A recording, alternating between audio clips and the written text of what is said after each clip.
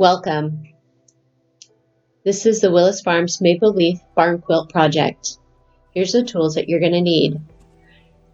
Your painter's tape, your brushes, your paint. This is mustard, Tuscan orange, fork York red, and chocolate. Those are all fusion mineral paint.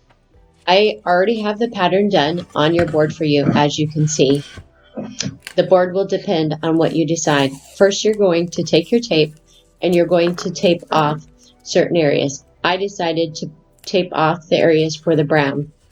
If you look at the sample pattern that is included in your kit, I'm taping off for the brown. You're going to go on the outside of the yellow mark line.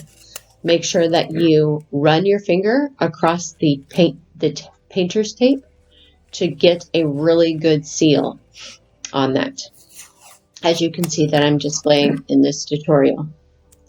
You're going to outline each block, quilt block, and you're going to outline them. Now, when you have really tight corners, you may need to use scissors. I'm not going to use scissors in this tutorial.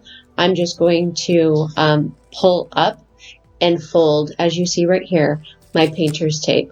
You may want to cut and make sure that these are very precise lines. It is up to your personal preference. Just make sure that you are sealing the edges of the painter's tape. That's going to make you most successful with your project. And as you can see, I am just folding the painter's tape instead of cutting. And like I said, you can cut if you prefer. But you're going to outline, in step one, you're going to outline all the brown. I'm going to show you in this video how to do with painter's tape, and I'm also going to show you freehand painting. It's your personal preference. If you are very precise and like nice crisp lines, you're going to want to tape off your edges. If you like a more natural rustic look, you may enjoy the process of freehand painting. So as you can see, I am using very precise, just putting pieces of tape in there, very small pieces of tape, and filling them into the pieces and just folding along my lines.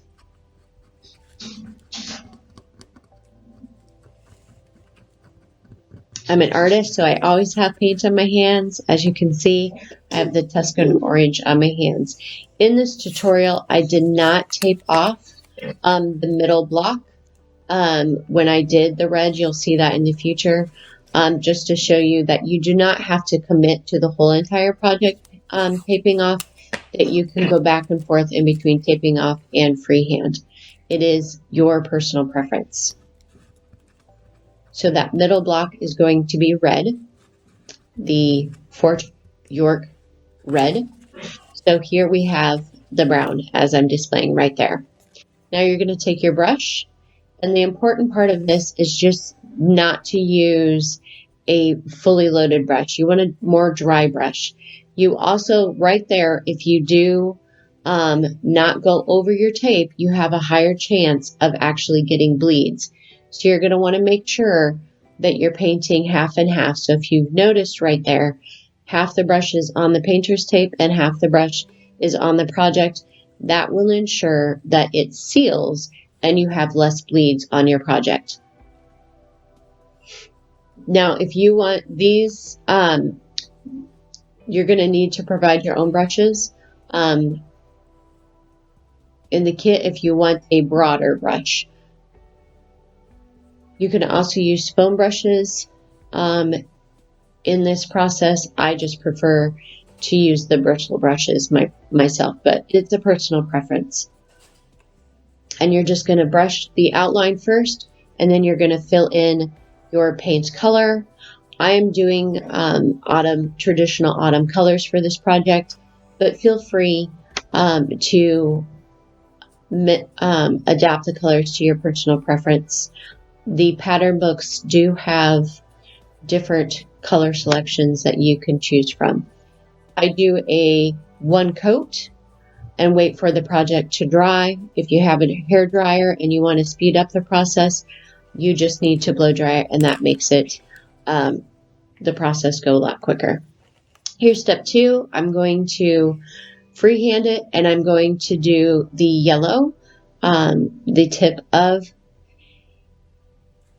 the maple leaf. All I am doing is outlining, and the best thing is just to get your point of your brush fully loaded, and you're going to pull the paint. You're not going to, this is like pushing and pulling. So you're going to just make sure that your brush tip is loaded, and you're going to pull it along your outline. As you can see here, I am just pulling that paint along the outline. You do not want your brush to be too loaded, as it's hard to control the paint. But if you can see right here, I am just going along my outline.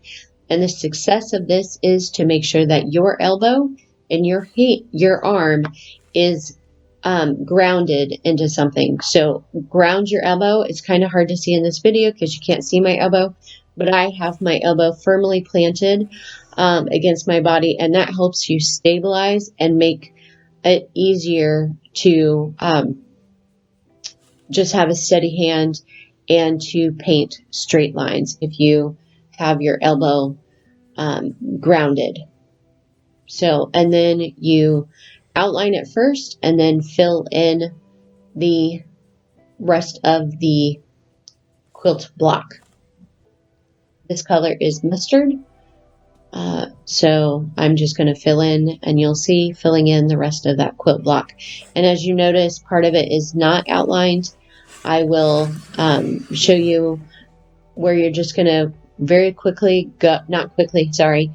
You're going to carefully take the tip of your brush and go to the point and pull the paint and to fill in the rest. Now, if you want to make sure that you have a very crisp line and free handing makes you nervous, that's totally fine. You can also tape off this part as well. I just wanted to give an example of doing both.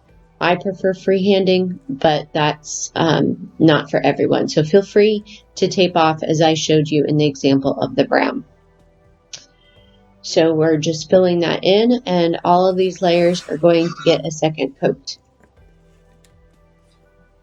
So that's the second one. And now we're just checking to see if it's dry. If the paint feels warm, it's dry. If it feels cold, then it's still wet. I was just making sure by peeling that up that there wasn't any paint runs. I just do that. So we're going over the brown again for my second coat. This video is sped up, so this is an actual real speed of me doing this. This process, the whole entire thing, took me 30 minutes. So being new, give yourself some time, give yourself some grace of going over this process, and enjoy it. Enjoy the process as you're painting, because creativity is relaxing and it's just something to take some time for yourself. So I'm just adding a second coat of chocolate onto this, and then after this, you will notice that I'm going to use a hairdryer, not a camera, but I'm just going to use a hairdryer to speed up the drying process. So there I used a hairdryer, and we are going to remove the tape. And so the nice crisp lines, and on this one you can see a little bit of a bleed because if you remember, I did not purposely did not go over my tape and my pattern piece because I wanted you to see that you will have a few bleeds if you do not do that process, but I will show you how to correct it at the end of this video just in case that happens to you. So now we're going to go and do the second, and this is you have to make sure that your first coat is completely dry. Hair dryers are wonderful to help speed up the drying process, and we're going to do our fork York red right now. So I am just taping off the next step. It's also important for this to make sure that if you tape over a previously painted surface, that you make sure that it's completely dry, because if there's any wet under that, it will pull your paint up.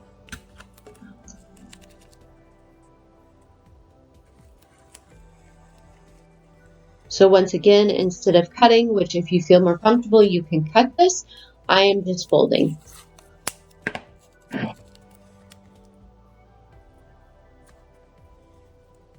You're just going to follow those yellow lines and on your surface for the taping. And you can tape over tape. So that is what I'm doing here. And then I'm just going to rip that off. And then I actually leave part of this block open so I can show you freehanding up against another paint color. So the area next to the brown I purposely left open so I can show you freehanding on that. But we're going to go and use our brush again and paint those three. Actually, it's 5 blocks. So you're going to do half over the tape and half on your pattern. Now, be very careful when you get to, if you do what I'm doing, if you're going to freehand next to another paint color, just make sure that you're very careful with that. So this is what you're going to do. You're just going to pull your paint up against that, and you're basically placing the tip of your brush up against the other color. So the tip of your brush is going to go to the corner of your previously painted color. And then just continue to paint your block in.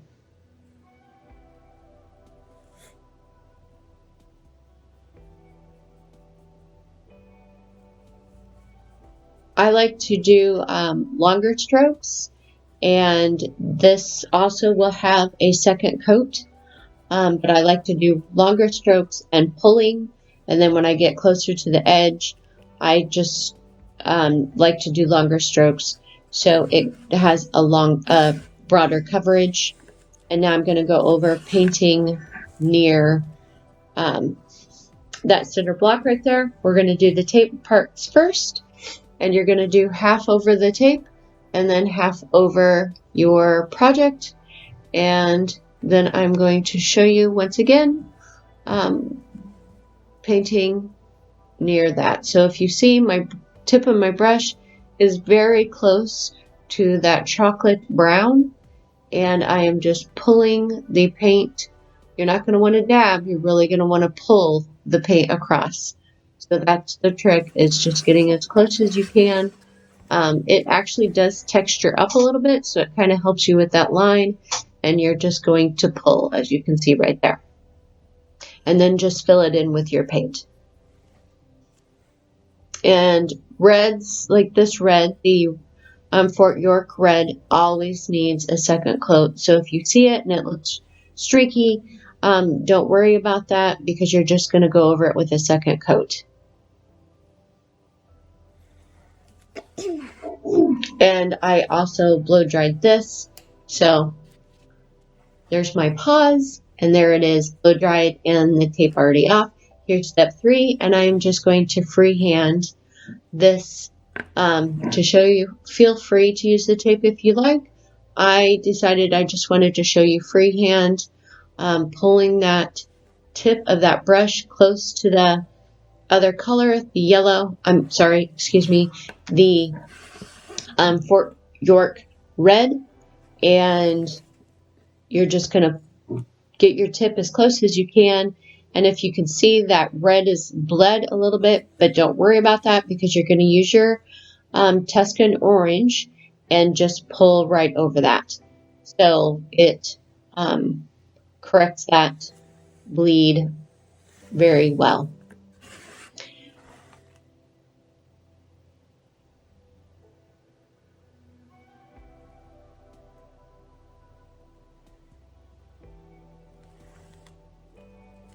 So we're just going to finish this out. And when I come to the tip, you're going to just paint with the very tip of your brush. And I will show you in a minute how I do that. There's no rhyme or reason. I like to outline my large areas and then go back to my detail areas, but whatever you feel most comfortable with. I have found it's easier just to do the large areas and then go to detail areas. So you're going to do the very tip and then you're going to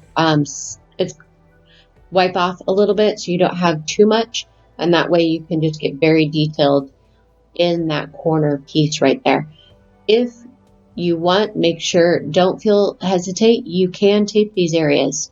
It is up to you. So if you want to make sure that it's nice and crisp and you don't feel that you have a steady enough hand, by all means, tape off. That's absolutely totally fine. This is your project, and I want you to enjoy it and have the most fun that you possibly can creating it. These are wood surfaces, so there are going to be some beauty marks that I like to call.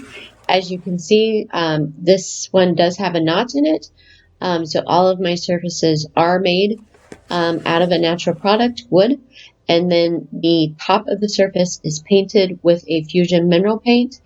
It depends on the project. This one is painted with fusion mineral paint casement, and that seals the surface and allows for a solid surface. But any wood surface, since it is porous, it is going to saturate in the wood.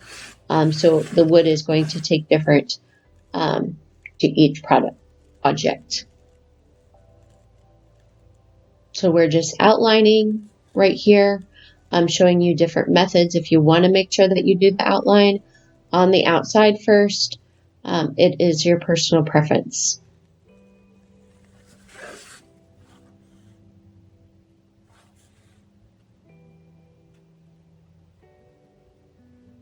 So I'm outlining the whole project, and then I will go back and paint the interior of this.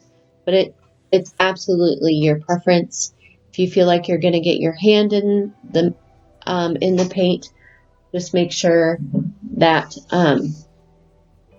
you're painting in to out, and that makes it easier to keep your hand clean and not dab your hand in the paint and then transfer it to your project.